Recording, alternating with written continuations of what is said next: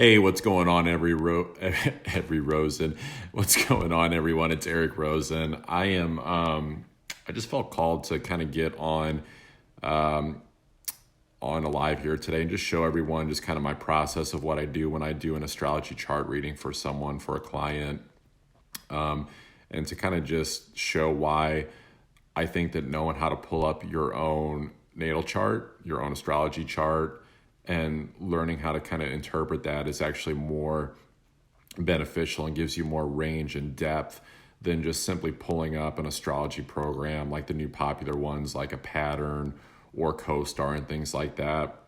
Because ultimately, although I still find value in those as well, ultimately there's a robot, it's a machine, it's an algorithm that's giving me that information. And so the beauty of astrology is that the idea is like once you start to learn some basic just technical aspects of things like the planets, the different placements, the zodiacs, the house system and things like that, is you can just kind of start to free flow with it and start to kind of work the intuitive side of yourself, the right brain side of yourself, right? Like when we're doing math, we're using the left brain.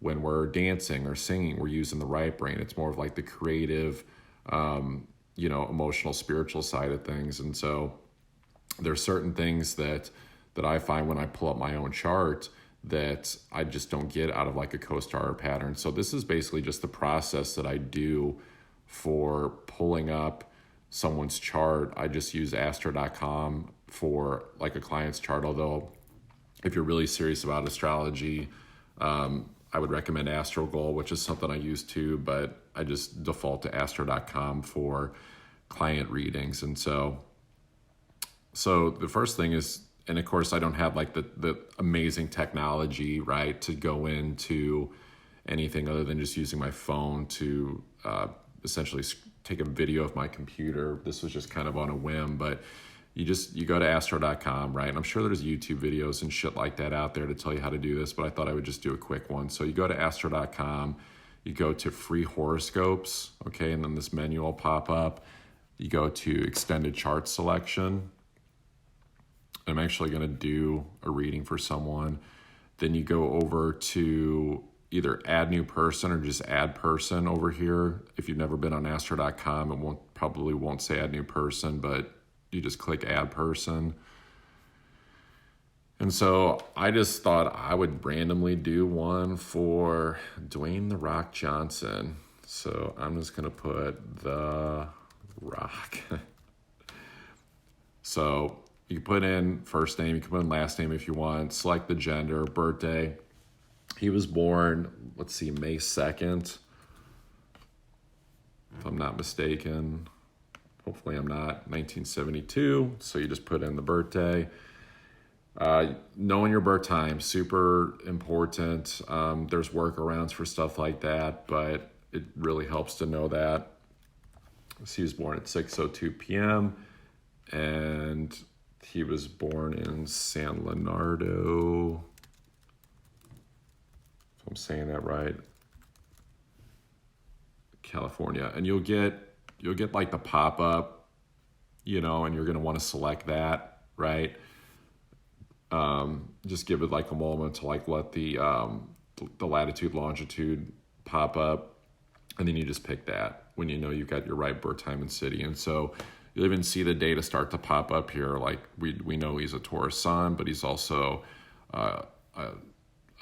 moon in Capricorn, which makes sense because he's such a hard worker. Like he's got the weightlifting and that, he's got the emotional toughness to be able to work as hard as he has in his life and in the weight room. And he is a Libra rising. And so I'm just going to kind of get into some of that. So after I clicked that just to add him in, I'll click here to show the chart. We won't mess with any of this other stuff for now. This is just some basic stuff. Because the thing is like, it can like really be a freak out a little bit the first time you actually see a natal chart wheel, right? You're like, what the fuck are all these lines, all these symbols and things like that? And so this is where it helps to start to learn some like the technical stuff, right? where you go in and you learn like, oh, this is the symbol for Aries, and then this is the symbol for Taurus, okay? And so it's just going to follow this counterclockwise pattern of the different zodiacs that come throughout the different seasons, right? And so we always kick off the spring as we just did with Aries, and then Taurus comes after that, then Gemini. Summer always starts with the summer equinox with Cancer, then Leo, Virgo, then we get to the fall equinox, Libra, Scorpio, Sagittarius, and then wintertime starts with the winter solstice, Capricorn, Aquarius, Pisces, and then we start the cycle over again, okay? So, really like the technical aspect is like just going and just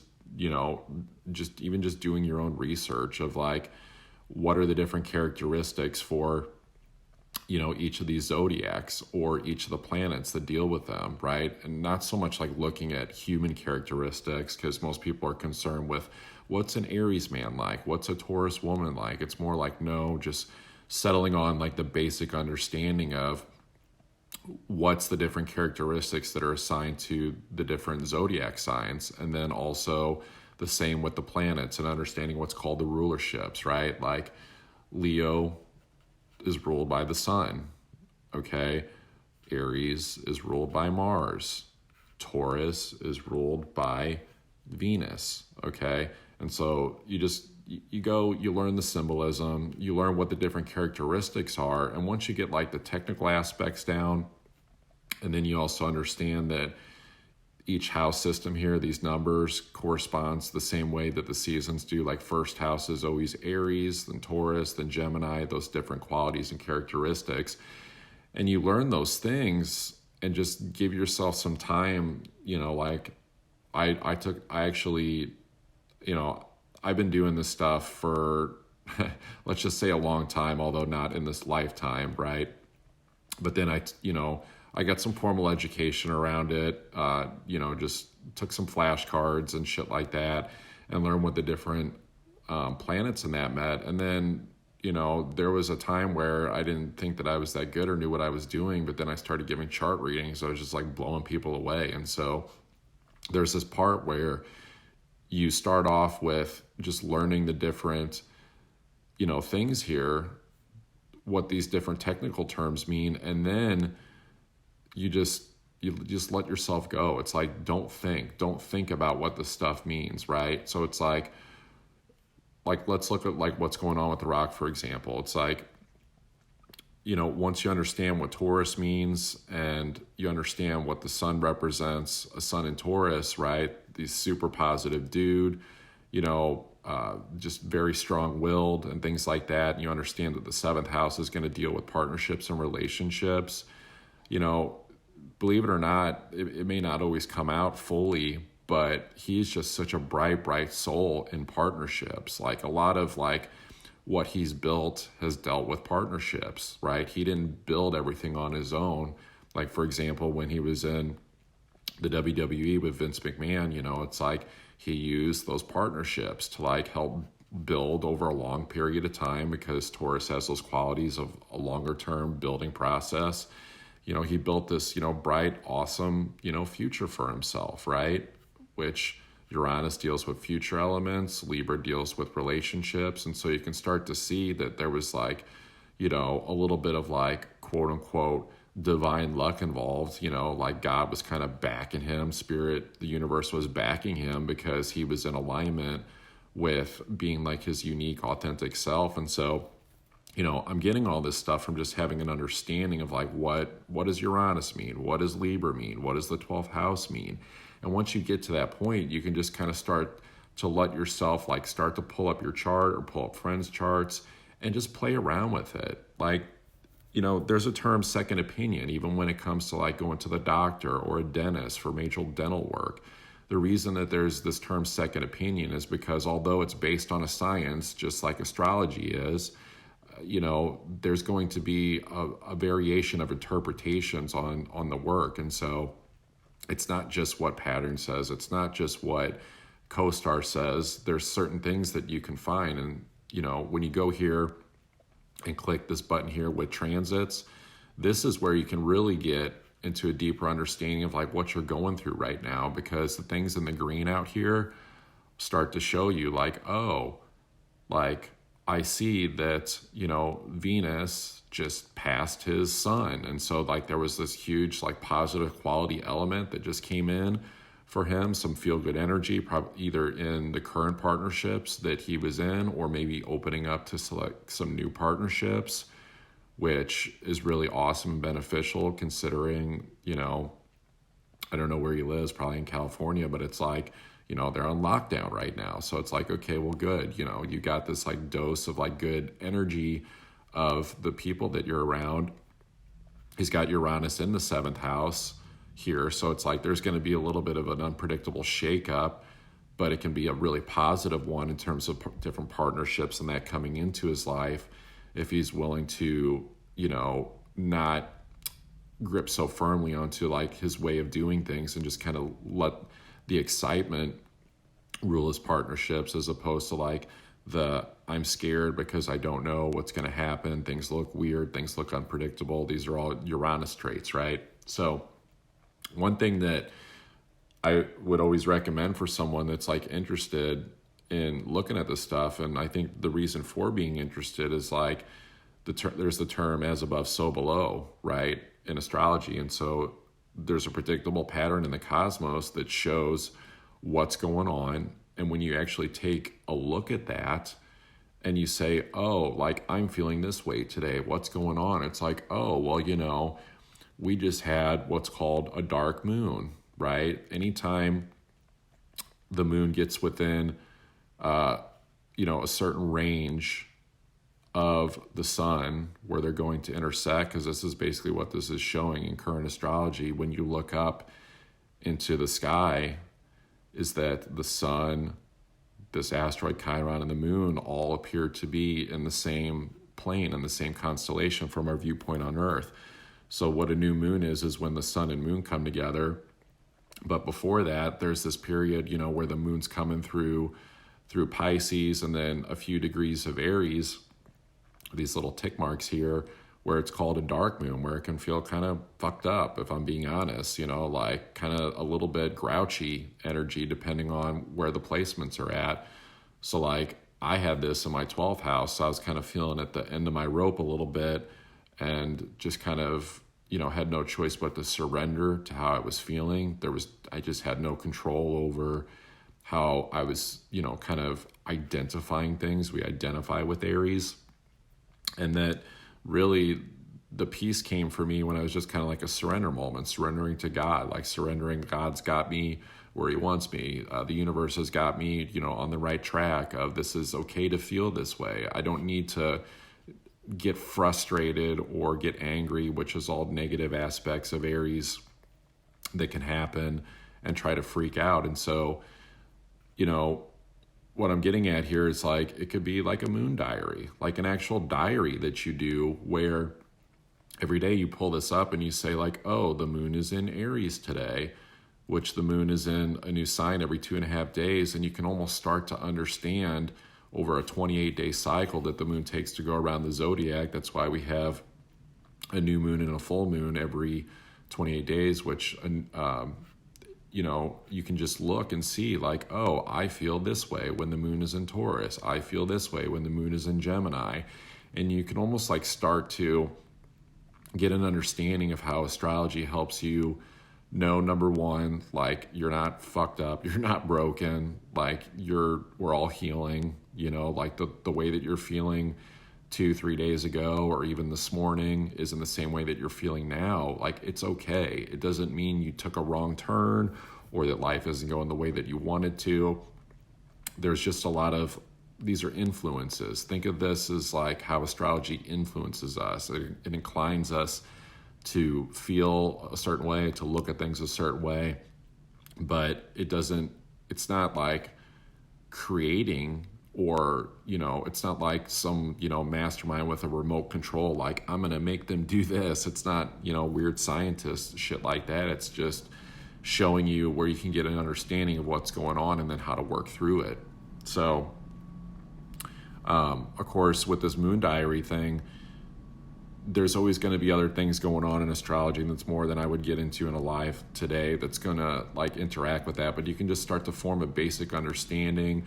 You can start to like plan things forward where it's like, you know, say you learn about this stuff and then you realize that when the moon comes into Aquarius, you kind of just want to like disconnect from the partnerships that you're in, like emotionally, where you don't really want to be too intimate with them. And so maybe this wouldn't be a good time to plan a vacation, like with your loved one, where you're going to be with like only them for 7 days, right? You can start to look at these things and, you know, plan certain dates, plan certain events around what's going on, even just simply which is how you're feeling, just looking at the very basics of astrology, which is moon cycles essentially, and how it's affecting you. So again, like this is the current astrology stuff out here, and then this is the plots and the placements of your natal chart. So again, like this is just what I pull up, you know, when I'm doing chart readings for clients. So like if I was reading the rock, like I was like kind of starting to do, if I wanted to look at something like this is called the North Node. Think of it like a North Star where you want to move to in life. So he, in this lifetime, what his soul is like wanting to achieve big time, because it's in Capricorn, it's achievement. He's wanting to like build this successful aspect of actually building a strong emotional foundation, because it's fourth house. Like he's very family oriented. And so although we see him as like this big, you know, buff movie star, it's like he's being seen for his achievement, but it's also like we also see him for his like emotional stability, his emotional mastery, right? He seems to be doing a pretty good job with that. I mean, The Rock is a guy that's always smiling, he's always happy, and so it doesn't mean like the goal is always to be that, but I think for him it's like he's finding joy and reverence for every moment in life. Like you don't see or hear about him being that asshole actor on set that's like freaking out, you know, that's hard to work with, or reacts like an infant, or has entitlement, you know, issues. Even if he's not feeling well, even if he's not having the best day, it's like he's gonna, you know, still, you know, have a strong, just emotional foundation that's taken him time to build. You know, he'll probably be the first to tell you he wasn't always the bright, beautiful person like that he was. There was probably some emotional reactivity, especially because that means that, although I didn't place it here, that means is what's called the South Node, which is like very karmic, like past life stuff that just shows up by default, is actually in his 10th house and Cancer. And so this is why too, it was like achievement was always going to be kind of like destined for him. You know, like there was just a strong destiny aspect where he was going to be seen by the world, like no matter what. But for him, it's about being seen for actually being this, what I would describe as kind of like a strong emotional warrior. Let's see where Mars is at for him. So Mars is like 9th house Gemini, so that's at the top of his chart too, about, you know, people just seeing him, you know, this very positive, you know, individual with Venus here. 9th house, positive belief system, positive just appearance, how he comes out in the world. And with it being like Gemini, it's just like he's a very stimulated being. Like he's, you know, he knows what he wants. He's very clear on considering just the different range of partnerships and things that he could be doing, the projects with Venus, but he knows what is bullshit and what would bore him and what wouldn't. But he's going to be the kind of guy that is, you know, just going to be this person that we see as like strong emotionally. Like that's what really makes him the Rock. That's the funny thing. It's like that term, the Rock, in a funny way, it's like, it's not even so much his, you know, his body, you know, that he got, and this name and this persona that he got when he was in the WWE. I would say it's actually being about like emotionally strong, you know, a rock in terms of emotion. And this doesn't mean like John Wayne bullshit where you don't like feel your emotions, right? Like that's like toxic masculine stuff. And so, you know, he's on a path with toxic, masculine energy, like a Chiron in Aries, where it was born. Like some of this is the toxic masculine, because it's like the way that I wanted things to look doesn't quite look the way that I wanted to. And so this is probably, more of a sensitivity that he probably, doesn't reveal, because these are weird sensitivities that we don't talk about. But sixth house is like routine, day-to-day basis stuff. So he's kind of had to look at this on a day-to-day basis. And, that's a cool thing for him, because day in, day out, if he's dealing with this sensitivity of, well, this doesn't look the way I want it to, just the toxic masculine that tries to be controlling energy, he's had to deal with this his whole life on a day in, day out basis, not just occasionally. And so what better way to master something than having to learn how do you compartmentalize it? How do you deal with it? How do you leverage this energy so that in a way that, you can communicate this to people, but almost in a way that's very positive. And so when you even think about him too, just because of his attitude with everything and just this positive emotional strength that he has, it's he's not your typical toxic controlling masculine that's look at me, I'm so jacked, or look at all the cool shit that I can do. I want to conquer the world. I want to do all this. I want to bang all these women or make all this money. There's a very positive emotional strength to him, which is actually brings in, some feminine energy, right? Emotion, when we think of emotion, that's more of feminine characteristics, which we all have. And so this is his day in, day out healing with that, is this understanding that there's just a strength of being emotionally positive, emotionally strong. So it's just kind of an example of how I would riff off of looking at someone's chart and saying, okay, these are just the basics of your natal chart. Here's what you're going through. There's way deeper things I can pull up with other charts that go beyond a natal chart that I won't talk about today. But I don't know. I just wanted to get on and just kind of start to reveal to people. I mean, this is an amazing tool. If you're willing to get on here and just learn some basic astrology stuff, which really doesn't take that long, even if you just looked at it for a little bit every day, I would say within under 3 months, you would probably know all of this stuff. And based on the fact that we're, some of us are on lockdown, these quarantine things, this whole corona thing, it's we've got a little bit extra time on our hands, so we could be doing some self-development stuff. We could learn some new stuff.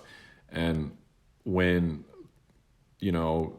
the world kind of starts to resemble a little bit more of a normal situation, although it's never going to be the way that it used to be, I can guarantee that we're still going to be out and about doing things and not in home confinement. That when we're going through situations where life is moving faster, as it's slowed down right now, you can start to look and just, maybe every day or even every other day, and just kind of have an understanding of what you're going through, instead of just moving from task to task in your life, of doing your routine, or even just spending too much time over processing, trying to figure out what's going on. Why do I feel this way? What's going on with life? You can start to use this freaking amazing tool that, again, is based on predictable patterns in the cosmos to see how things are going. So you can get this stuff from CoStar or Pattern or any other astrology program, but you're basically just getting, this is it. Here's your thing. This is what I'm giving to you. And I've noticed sometimes that there's certain things that really resonate when I look at those programs, like a CoStar or Pattern, but then there's other times where I'm I don't really know if I believe that. And the issue is when you start to put so much trust and stock in these programs and you say, oh, I can rely on this because this resonated this one day, it's almost like when you can start to let people tell you about you. So think about how you feel when someone that you don't trust tries to tell you about you or what you're going through or offers unsolicited advice versus someone that you trust. But if you noticed over time, when it comes to people that we confide in or a teacher or any type, typically that stuff evolves over time. We're not going to the same source, the same person for all of what it is that we're going through in advice and guidance. And if you do that, you can also kind of notice too where you maybe don't get challenged and pushed as much because you keep going back to the same person for guidance and advice in your life. Whereas if you learn to do something like this, it's like, oh, well, I actually can be my own quote unquote teacher and guru because I know best, and I can use a tool like astrology to learn how to use this to understand what am I going through?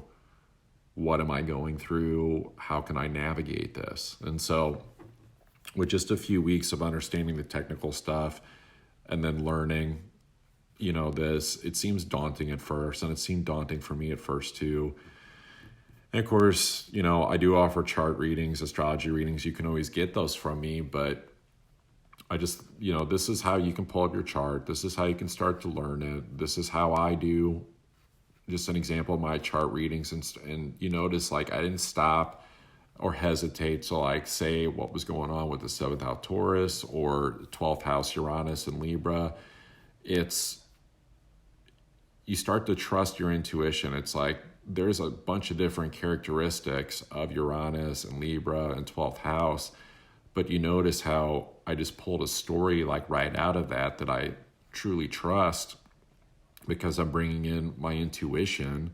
I'm bringing in that right brain activity. It's not like I'm going to a list and being like, well, Uranus is this thing, this thing, this thing, and Libra's this thing, and this thing. I'm like trying to draw like some, lines of being like, well, maybe it's this or maybe it's that. It's like, no, there's no thinking involved with it.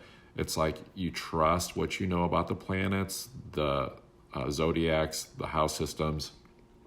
And then after that, you just start to play around with it and know that there's no like right or wrong answers. You basically it's like learning to ride a bike. It's like one day all of a sudden, you just get your balance, right? Like no one can teach you how to balance a bike.